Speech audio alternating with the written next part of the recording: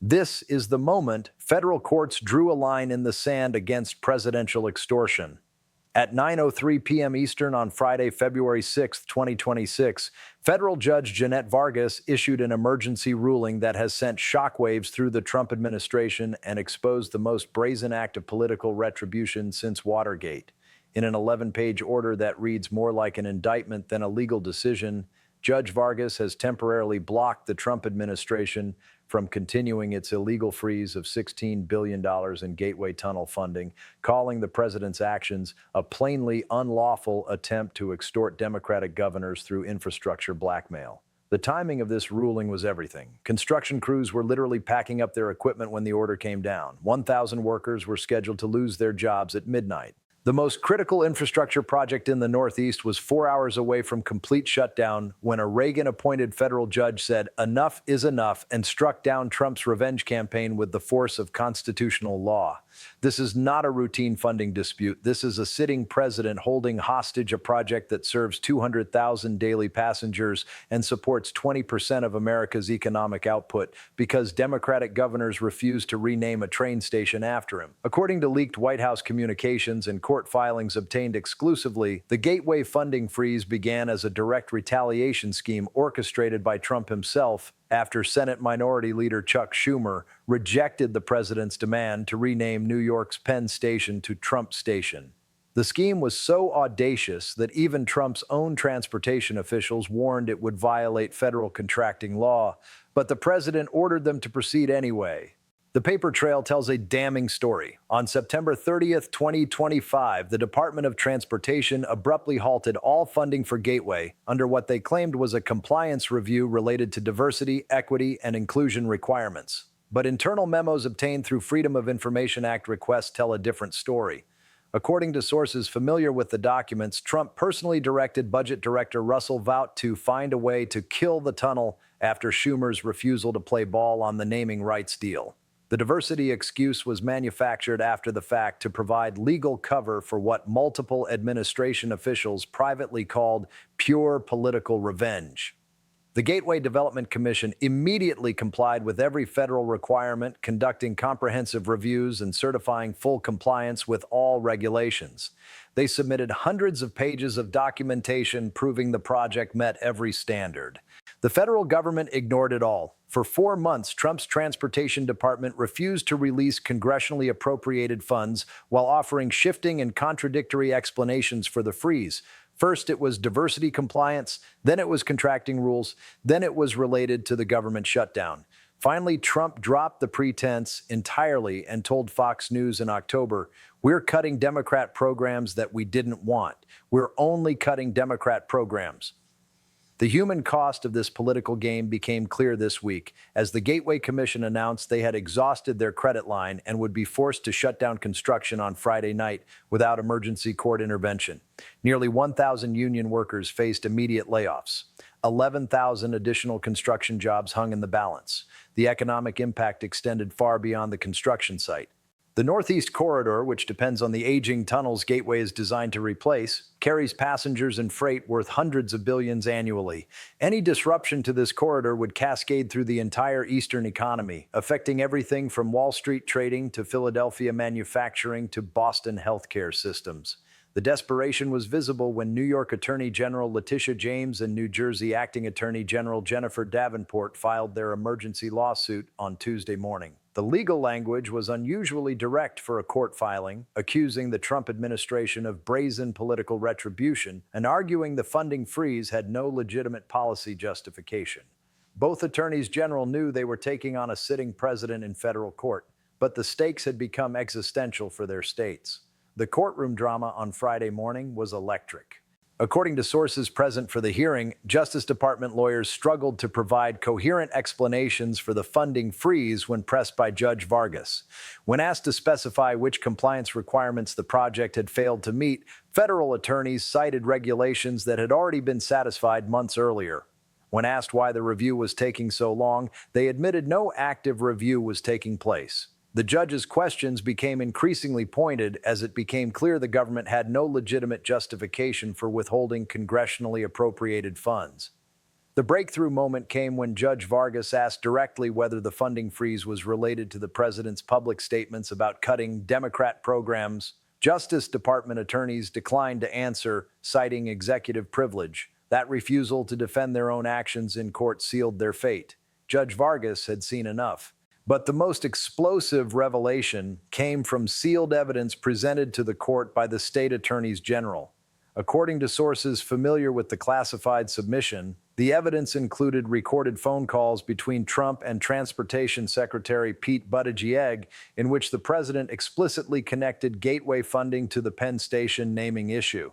In one particularly damaging recording, Trump allegedly told Buttigieg, "If Schumer wants his tunnel, he can give me my station. It's that simple."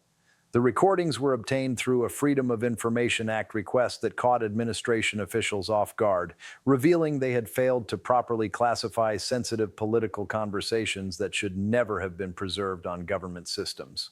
When the ruling came down at 9:03 p.m., the celebration in New York and New Jersey was immediate.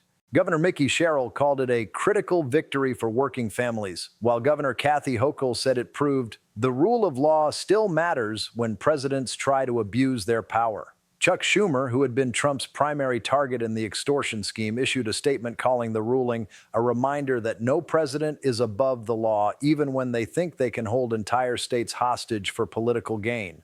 The reaction from the Trump administration was swift and revealing. Rather than accepting the court's decision, the White House issued a statement through Press Secretary Sarah Huckabee Sanders attacking Judge Vargas as a partisan activist and announcing the administration would immediately appeal the ruling to protect the president's constitutional authority to oversee federal spending. The statement made no mention of the merits of the Gateway project or the needs of commuters and workers affected by the freeze. It was purely about Trump's power to punish political opponents through infrastructure policy. Within hours, Trump himself weighed in on Truth Social with a characteristically unhinged response. "Radical Judge Vargas is trying to force me to fund Schumer's pet project while he refuses to honor basic requests for American naming rights," he posted at 11:47 p.m. "This is election interference at its worst. Federal judges should not be deciding transportation policy for political reasons." The post revealed Trump's fundamental misunderstanding of both the law and the situation. Gateway is not Schumer's pet project, but a congressionally appropriated infrastructure investment supported by Republicans and Democrats alike. Penn Station naming rights are not a basic request, but an inappropriate demand for personal aggrandizement in exchange for performing basic presidential duties. The constitutional implications of this crisis extend far beyond infrastructure policy. Trump's Gateway extortion scheme represents a direct assault on congressional power of the purse. When Congress appropriates funds for specific projects, the executive branch has limited discretion to withhold those funds for political reasons. Presidents cannot simply decide to defund projects because they dislike the political affiliations of the beneficiaries. This principle was established during the Nixon administration and reinforced through decades of budget law. By freezing Gateway funds to extract personal favors from Democratic leaders, Trump violated the fundamental separation of powers that protects congressional authority from executive overreach. The legal precedent is clear. In the 1970s, President Nixon attempted to impound congressional appropriations for projects he opposed. The Supreme Court ruled that presidents cannot unilaterally refuse to spend money that Congress has specifically allocated. The Congressional Budget and Impoundment Control Act of 1974 was passed specifically to prevent presidents from using funding freezes as political weapons. Trump's Gateway scheme violates every principle established by these landmark decisions. But the Gateway crisis also reveals the breakdown of normal political constraints on presidential behavior. Previous presidents understood that infrastructure projects serve national interests that transcend partisan politics.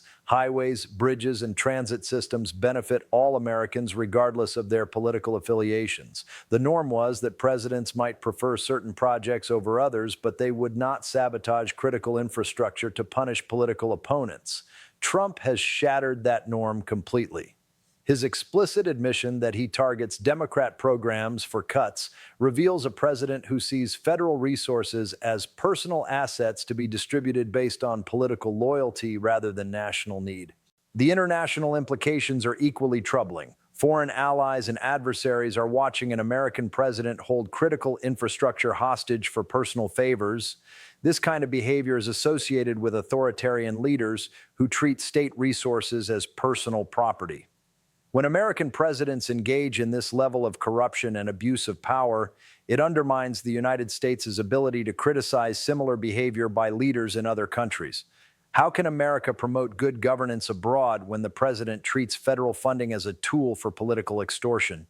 The economic damage from Trump's gateway obstruction extends far beyond the immediate construction delays. Infrastructure projects operate on complex timelines that depend on coordinated federal, state, and local planning.